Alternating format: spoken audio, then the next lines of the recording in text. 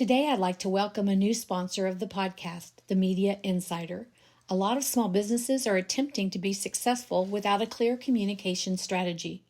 The Media Insider helps small businesses and entrepreneurs build powerful, professional brand and communication strategies without the big agency price tag. From messaging to media visibility, they give you the insider tools and step-by-step guidance you need to stand out, connect with your audience, and grow your business with confidence. Ready to look like the pro you already are? Visit themediainsider.co and start building a brand as well as communicate successfully to your perfect audience. The Media Insider, where big ideas don't need big budgets. Today on Local Whidbey with Magsy, we're climbing aboard one of Coupeville's most beloved maritime treasures, the Schooner Suva. My guest is Mark Saia, who not only has helped keep Suva's sails billowing, but also keeps her stories alive for the community. Suva herself is a piece of living history. Built in 1925 and designed by the renowned naval architect Ted Geary, she has sailed Puget Sound for a century. Today, she's the pride of the Coupeville Maritime Heritage Foundation, offering both locals and visitors a chance to experience Whidbey's seafaring past firsthand. Mark has been at the center of that mission, welcoming people aboard, sharing Suva's remarkable journey, and ensuring her legacy continues. But Mark's story doesn't end on the water. As a longtime owner of Island Quality Construction, he's built a reputation for craftsmanship and reliability that echoes the same care he has brought to Suva. His dual role as both builder and sailor gives him a unique perspective on what it means to preserve heritage, whether it's through wood, water, or community. Mark is also a longtime Whidbey resident, deeply woven into the island's fabric. He's seen it change, grow, and adapt, and through both his business and his maritime work, he's contributed to the story of Whidbey Island itself. And here's something you may not know. Mark is also a musician. He's a member of the Maritime Singers, the Shifty Sailors, a beloved group that carries forward the traditions of sea shanties and maritime music. Beyond that, he writes and records his own music, blending storytelling with melody in a way that feels like a natural extension to his life at sea. The intro music today, Home to Suva, was written and sung by Mark. At the end of our interview, I have added a song that Mark wrote that I just love. He is so talented. I hope you enjoy Old Rowboat. Today, we'll talk about Suva's history and adventures, Mark's own life on the island, and the balance of honoring the past while building the future. Let's get to it.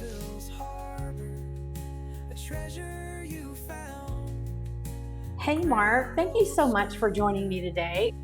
Listeners, we are at the Island County Historical Museum in Coupeville, right? Yes. And we're in the display for the Schooner Suva. Yeah. And as I mentioned in the introduction, that's what we're going to be talking to Mark about today. And you guys are going to be so excited and interested in the things and the historical things that he has to say.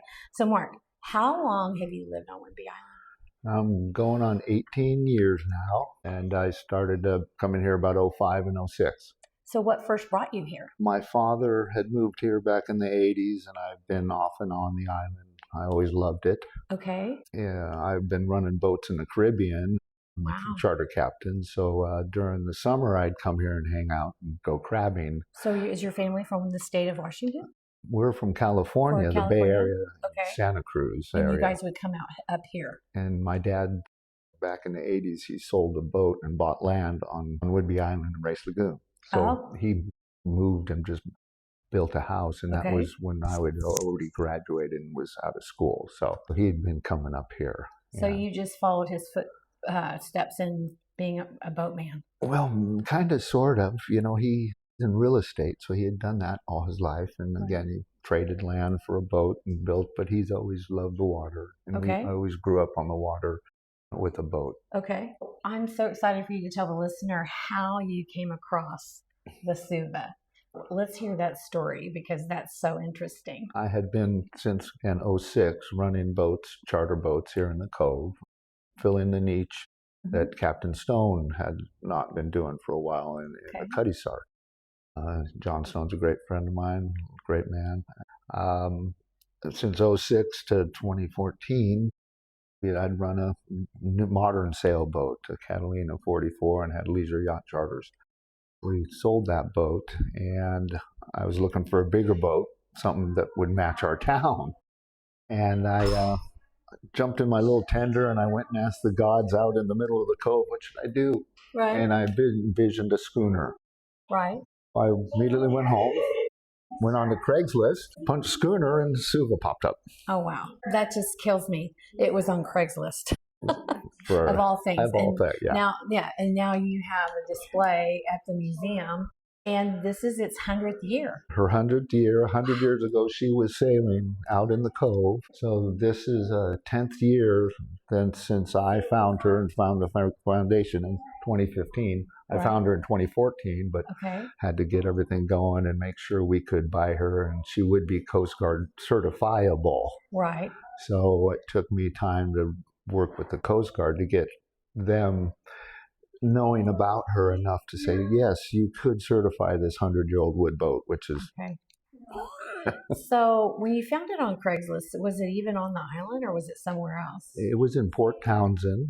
Okay. Lloyd Baldwin owned it and tried to charter and did charter it somewhat in Port Townsend. Unfortunately, as a boat that is not Coast Guard certified, we call that a six-passenger vessel. On a boat of Suva's caliper and wood, there's maintenance. There's.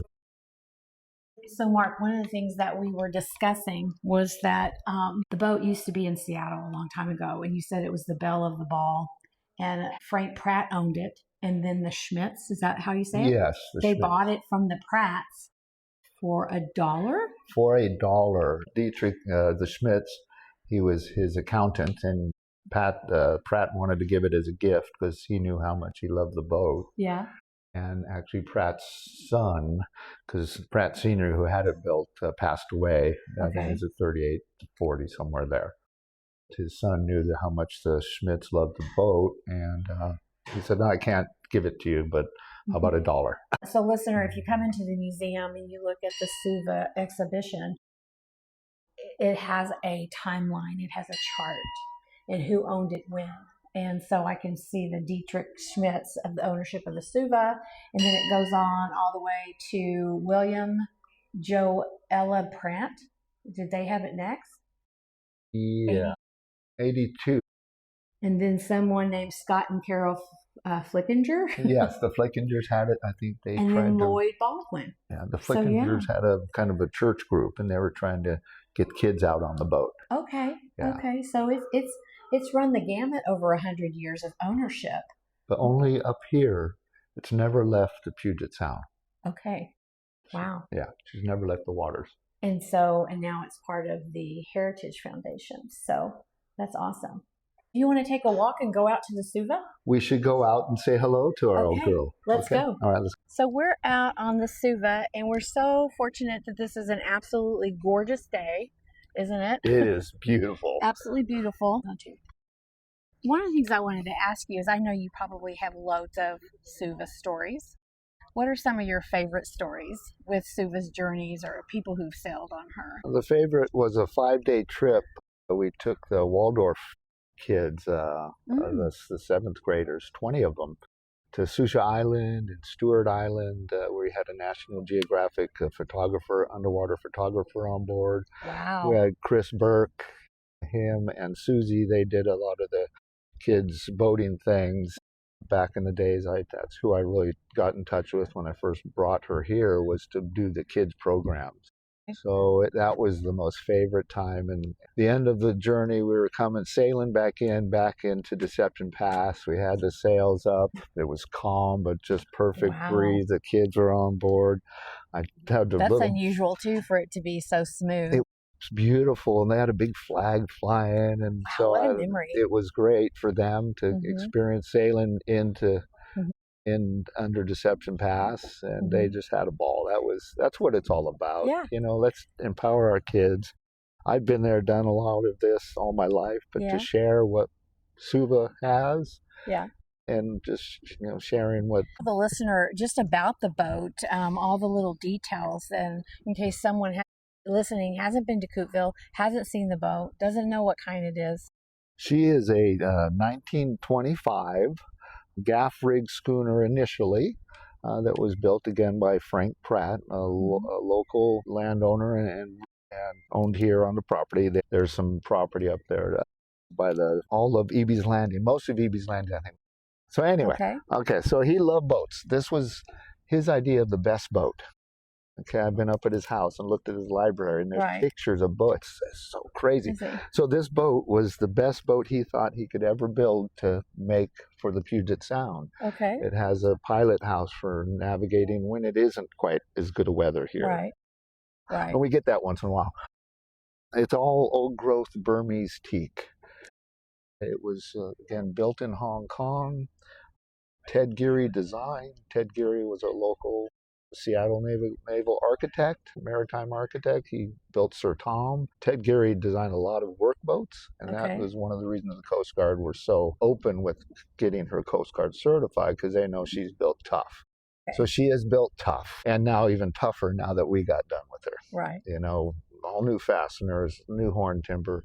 10 years we've been working on her, and for her centennial birthday, she is as good as she was when she was born. Wow. Yeah. So, and she'll be here for another 100 years. Yeah. It doesn't look like she's going anywhere. It's a beautiful, beautiful sailboat. In fact, to explain the difference between just a sailboat and a schooner. Well, our Marconi rig, which is a sailboat pulling in here, has just the one main mast. Okay. With a main sail and a jib sail. Okay. A schooner has 2 or 3 masts.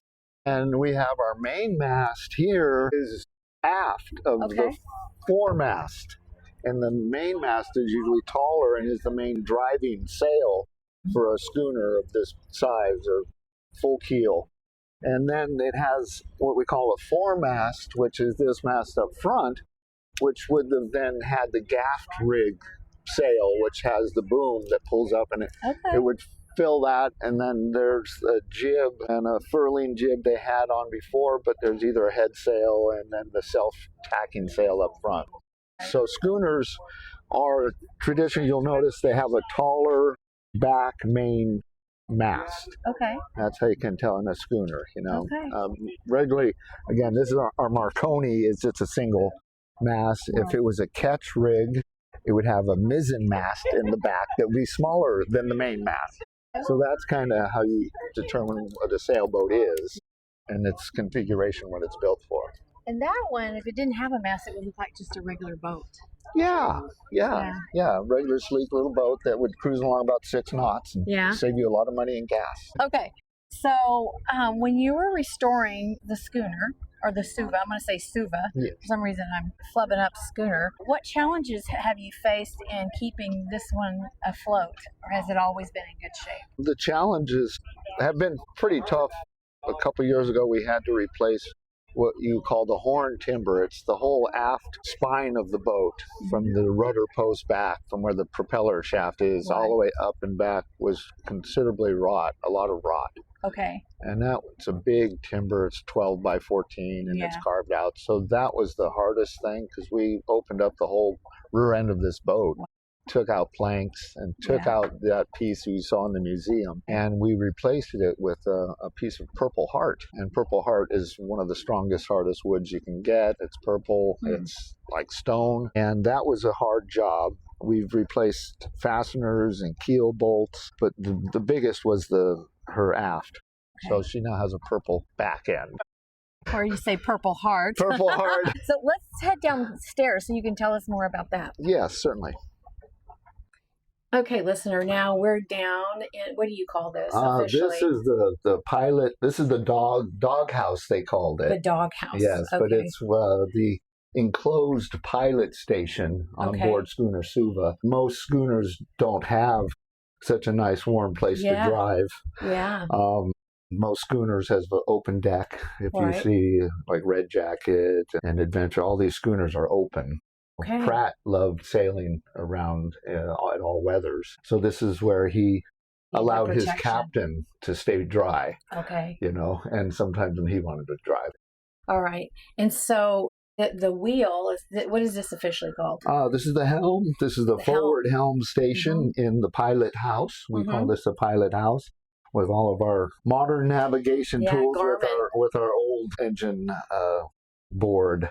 And this right here is officially called? This is our compass. Compass. Okay, Yes. So now we have Garmin. Garmin, yes, and the compass. But you said there's a really cool compass on here.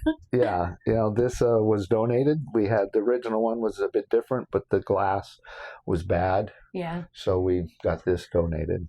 This is our ship's bell.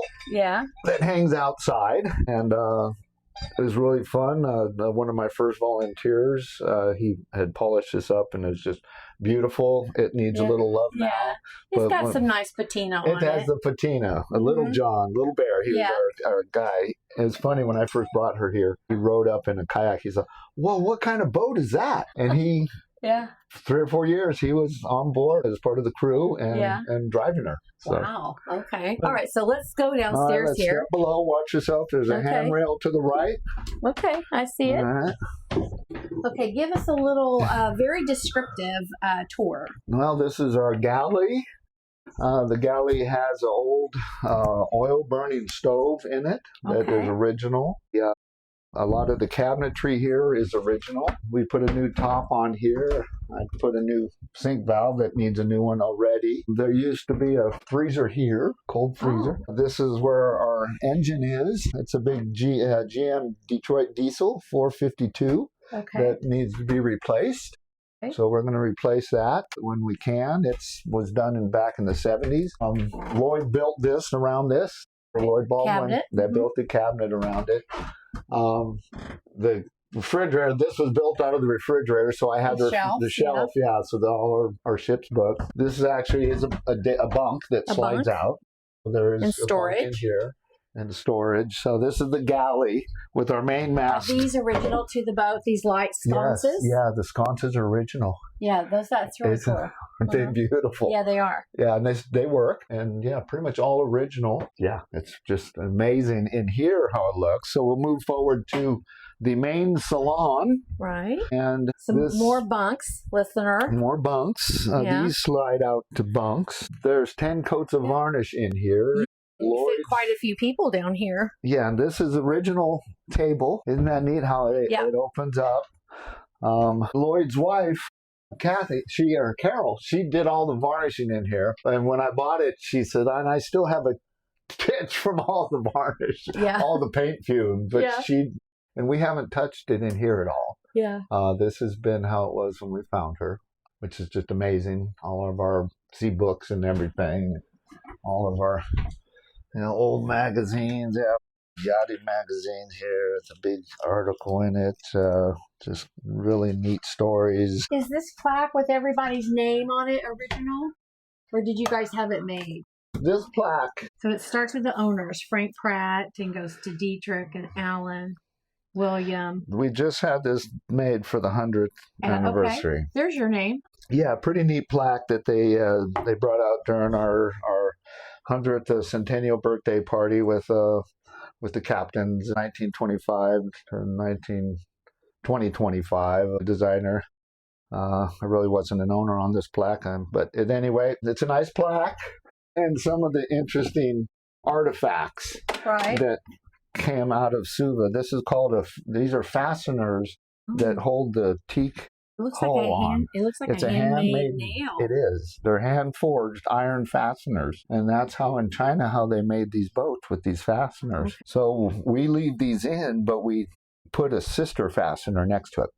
These are artifacts that came off the boat. And listener, just so you know, he's got the books Moby Dick and Mutiny on the Bounty. Yar.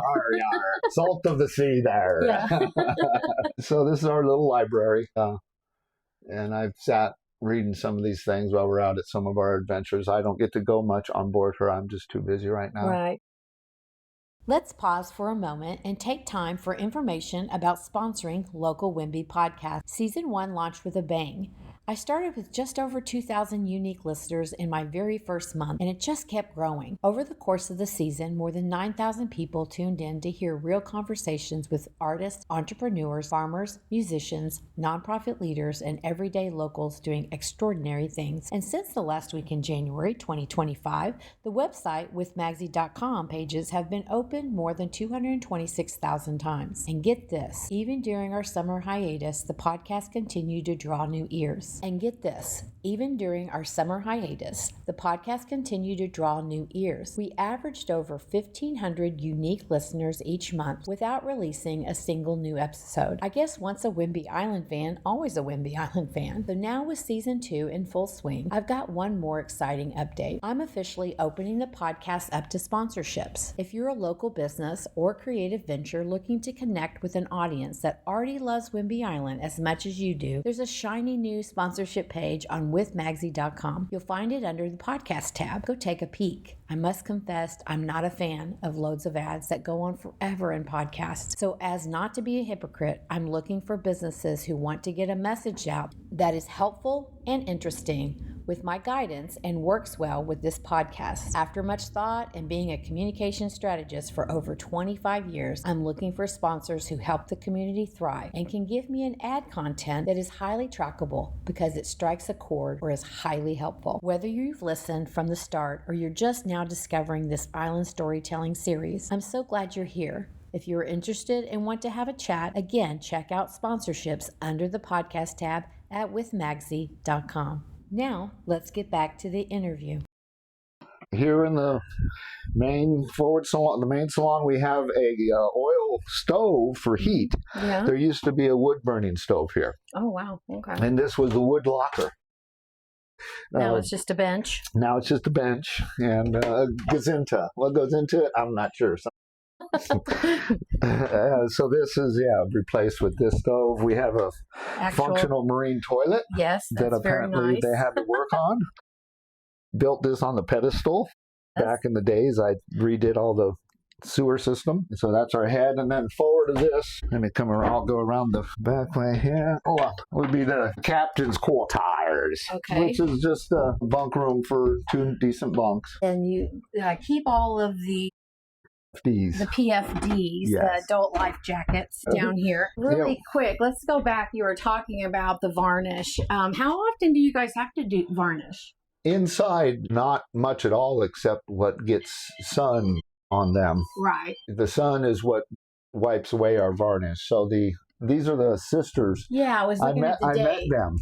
Oh, you did? Yeah. 1931 picture, listeners. This says Naomi and Eugenia Priest. Was that their names? Yes, those were the cousins. So one of them, I think one or both were at, when we first brought her here, right. They came over to one of our parties and came on board, and it was really neat to hear their stories. Okay. They're like 98 years old. Okay. So let's switch gears a little bit and tell us about Island Quality Construction, because you were saying that you're really busy, and so you are a builder, a remodeler? Yes, I've been doing bathroom remodels and on a lot of these old homes here in Coupeville, working on the Howler House, the historic Howler House right here on the corner of Main Street. Okay, so you definitely have to know craftsmanship. Yes, yeah, I've been a developer since 2013, really kind of building and doing projects. So I do love doing restoration projects. Right. So the Howler House is a over 100-year-old restoration project that will be our town's new neat historic. There'll be a museum in there, just how they build houses 100 years ago, the balloon framing and everything. So that'll be open next year. We did everything. I'm just a contractor in charge of it, but we had to lift it on a new foundation. We went in there and made it all to code. It sounds like to me, though, that you liked restoring, because you did buy this on Craigslist. And have been working on it and continue to work on it, and now this home in Coupeville. Say the name again. The Howler House. Howler House. Yes, it's Historic Whidbey is the organization that owns the house. Okay. Lynn Hyde is the executive director. Her and I, 9-10 years ago, we both found our loves. Right. She found the house and I found Suva. Okay. And we've been working on that to bring them up to life. She took a lot more. The Howler House took a lot more work and time. Suva took the work and money too. But what's really interesting is next year you'll be able to purchase a historic maritime heritage license plate. It is a view of out of town of the wharf. Right. Suva sailing, a longboat, old tall ship, and a steamer. It'll be our new maritime heritage license plate. Okay. That Washington can buy. Right. So I'm ordering 9 of them for all of my cars. I want 1, 2, 3, 4, 5, 6, 7, 9. That's really special. But we have driven and put together a campaign to make a license plate for maritime heritage. Okay. So it's in both of the Historic Whidbey and the Coupeville Whidbey Island Maritime Heritage Foundation will receive the benefits of that license plate. Nice. Yeah, so it's really cool. That is really special. Yeah. I think I saw that posted somewhere online. Yeah. Where they were showing that. Yeah, but it's really nice. So you've been on the island many years, right? So how have you seen the island change over time? I've seen the water rise and the depth here in our little marina and our little wharf getting sooted up more. I've seen change in our natural environment more. The people come and go, and it's just the most lovely town to be in, and everybody waves. To me, it's like living on a boat. So what you're saying is that it's swallowing up more land? Yeah, I've just noticed that our high tides are getting higher, and things are happening. The place is always just beautiful. We have our seasons, and that's what I love. The Caribbean didn't have as many seasons. Right. But I loved it there, don't get me wrong. Yeah. Changes it just, Coupeville's great. Yeah. Because there's really not going to be any more development. Right. I see a lot of change in Arbor. Yeah. And that's going to impact some of our island life, but it's all good. Change is success. Yeah. Bring new people. Coupeville's an amazing place. I feel blessed every time, and I've taught Tai Chi out in the park and stuff, and it's just, this is a sacred grounds. Right. And I feel it here. Right. Right. So you were saying that the Suva is going to be around another 100 years. And do you see it just maintaining its role or more than that? Well, with the kids programs that I've put together and started and everything, and the community's love for her. This October is our annual meeting, voting in new board members and stuff.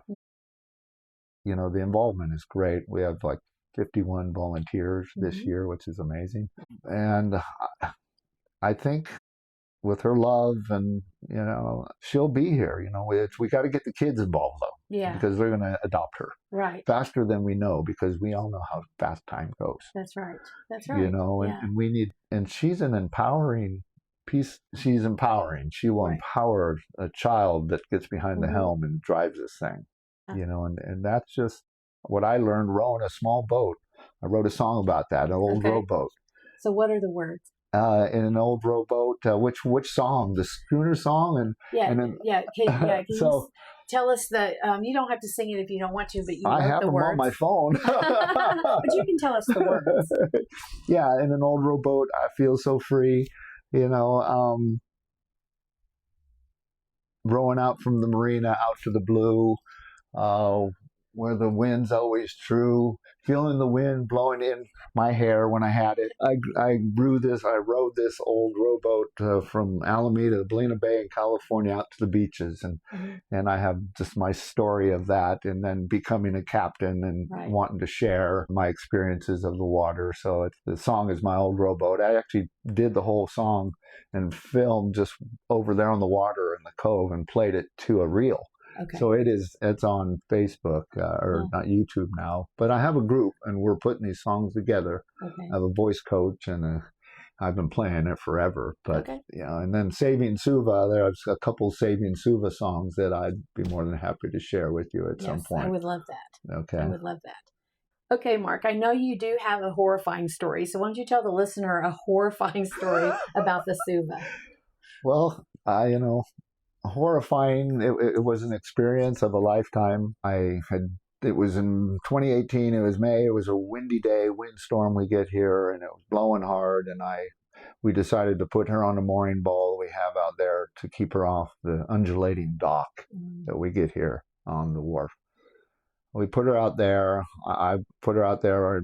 Then I went and put an extra line because I knew the wind was going to get even stronger. I went down the island to go to a ball game for my stepdaughter, and down the South Whidbey ballpark was like a tornado zone. There's just, the kids are planning to play, and it's just winds. And I'm like, wow, it's real windy. And I watched my app, and I see it picking up. So we left there, and I rushed home, and I got to get home and see what's going on. So as soon as I got home, I looked on my app, and it was building still, and I got a call from Larry from Vales, the wine store here, that she just broke off the mooring. The sun was setting. She had just broken off. I grabbed my jacket. I don't even know if I had a life vest. On Monroe Landing there, I did all the way around on Madrona, just 70 mile an hour. Got to the wharf. Winds were howling, buckling. I could barely see Suva, the hull, heading towards Bowers Bluff. So I jumped in our small 10-foot tender with a 9.9 Mercury, stuck my feet in the edges, started it up, and chased her down across the cove in 40, 50 mile an hour gusts, waves as big as I've ever seen in the cove. Almost got rolled twice because I was on the beam of me. I finally caught her, maybe it looked like less than 100 yards to the rocks there. Right. And she was moving. Yeah. When it's blowing that hard, a sailboat hull configuration is like a wing, and it's called bear poling. Okay. So it actually was sailing along. It broke off the mooring here, drifted back, and as it drifted back and started to go, there happened to be a boat back on a mooring back there called the Bucket List. And this old guy was on the boat. I met him a couple of times. He was on one of my mooring boats. It went past that boat, and then it started sailing. And he's laying in his boat looking out a porthole. Yeah. And it's going to bed. And here comes Suva. Crunch, crunch. It hit the bow of his boat. Oh. Made some damage, and then shot across the cove. So he called 911. Hit and run, hit and run. These guys hit me and left. Well, Suva hit him and left. There's nobody on board. So as soon as I was able to get to her, I timed it. She was going fast. I timed the waves. I jumped, grabbed the bow line of the little tender and jumped onto her stern, tied it off, looked at the cliffs, and it was all locked up and buttoned up and covers on the helm.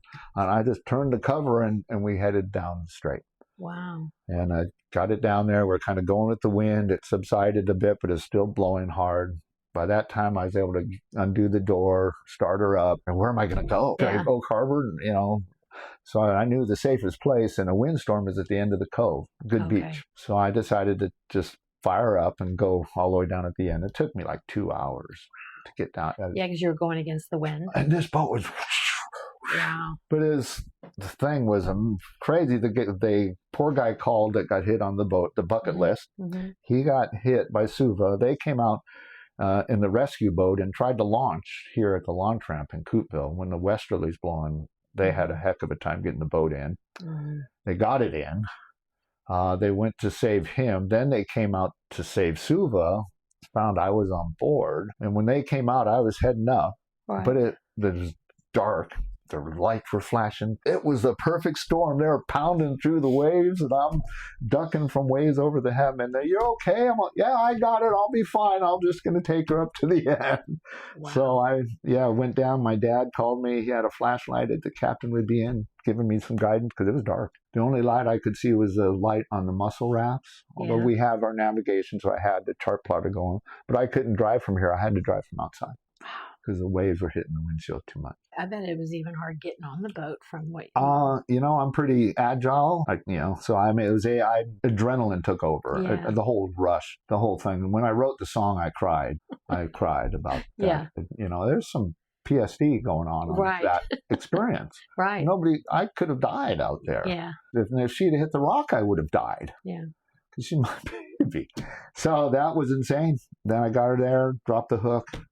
Captain Johnny came out and spent the night on the boat. I went home and jumped in the hot tub and de-thawed. And there's an article in Whidbey News. And so what a story. It was one of my most harrowing.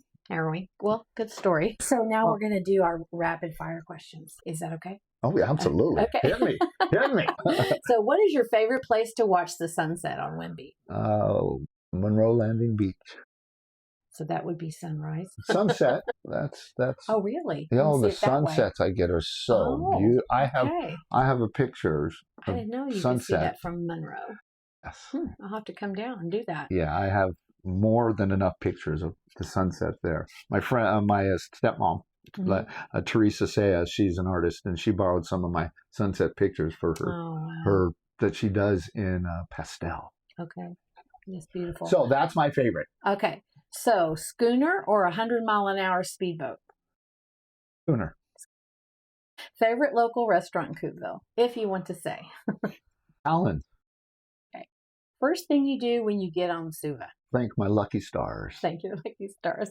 But is there a habitual thing that you have to do first? I always say hello, and she means a lot to me. She's my blood and soul is in this boat. Literally, I've cut myself. But at this point, I'm not captain. I haven't captained her for 3-4 years now, and I don't even get to go out that much because I'm just too busy. Weekends I have grain. So talking about that, what's harder, sailing or building? Harder on my psyche or harder physically? Probably building would be on your psyche. Buildings. Working with building is great because I love to develop your dream bathroom or kitchen. So I do that for you. As I like to make things. So, but sailing is not hard work at all. Do you drink coffee? No, I drink mushroom tea. Okay, then I won't ask you a coffee question. All right, so your favorite Whidbey season, spring bloom or summer sailing? Well, in the summer, sailing, that's kind of we don't get a lot of winds in the summer, but summer sailing, yes. Yeah. So if Suva could talk, what's the first thing she'd say? Thanks, Mark. Thanks, Mark. Yeah, I think so too. So what is a dream project you haven't built yet? If you had a bucket list dream project. Well, I just got a hangar over at the Oak Harbor Airport, and I want to build an airplane and finish on my pilot's licensing and be a captain of the air as much as a captain of the sea. Yeah. So what's one word that best describes life on Whidbey? Lucky. Yeah. Yeah. Yeah. Okay. So is there anything else you want to tell us about the Schooner Suva? What she's done for the community is I think, really been a great thing. The hearts she's touched and the memories I see on being shared on her, just on Facebook and people's memories is just what it's all about. Yeah. And to share a maritime experience. My whole thing was, step back in time. Right. That was my tagline. So you put your phone away and you get to feel what it's like to just be on board and the wind. Yeah. So that, but... Well, I really appreciate you taking time for me today. We started at the museum listener and now we're up inside the boat and it's just really special. As you notice, I like to interview in person. So we hear all the noises and all the people. And so it was fun hearing that all today. And if you haven't been on the Schooner Suva, you should be. It stays here until the end of September and then she'll be put up for the season. So if you don't have the time right now, make sure you book something next year. Thank you so much, Mark. You're so welcome. You're so welcome. As a young boy with a dream in my heart, in an old rowboat I'd feel so free, rowing from the marina out to the bay, imagining a world where winds always blow. The bay stretched wide, drawn me there, with every wave and the wind in my hair. I've sailed all around this world so free, from rocky coast to the island sands. The ocean and sea are a part of me. She empowered and sets me free. Years went by, the tide showed me strength. I've lived many lives at the ocean's length. Each wave tells a story, each sunset a guide, learning the powers that swell with the tide. With the wind at my back and my compass in hand, I became a captain. Oh, you understand. learn to teach and share. Pass on the truth that the sea is alive, fuels the heart of youth. I've sailed all around this world so free, from rocky coasts to the island sands. The ocean and sea are a part of me. She empowered me and sets me free. With every storm I've learned to embrace the power of nature, its wild, trusted grace. From the calmest lagoons to the roughest of waves, I've found my true home in the hearts of the brave. Sailing through sunsets and stars in the night, being on water, oh, what pure delight. I've sailed all around this world so free, from rocky coasts to the island sands. The ocean and sea are a part of me. She empowered me and sets me free. So raise your sails, let your dreams take float. See the power of the ocean, oh, what a sight. As a captain I'll sail through the highs and lows. With the sea in my heart, I will always be free. So forever I'll wander, forever I'll roam, for the ocean is my heart, and the sea is my home.